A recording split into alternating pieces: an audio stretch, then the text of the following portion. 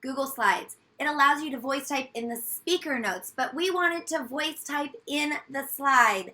Let me show you. What I'm able to do is in the speaker notes, I go to Tools, Voice Type Speaker Notes, turn it on, and I'm able to leave voice typing in the speaker notes.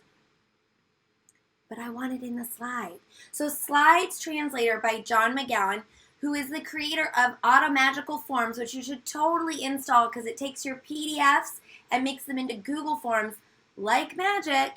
He's actually made this available to you for free.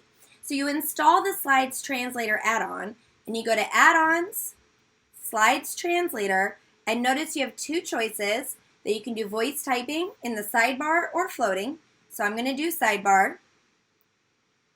I'm going to click on the text box where I want to voice type and click over here. I'm able to voice type right into Google Slides from the sidebar. Thank you, John.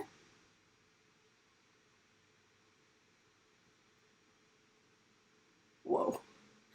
Let's do that again. Right, so I'm going to make a new slide. I'm going to get rid of the sidebar and I'm going to do add-ons, Slides Translator, and this time I'm going to do it floating.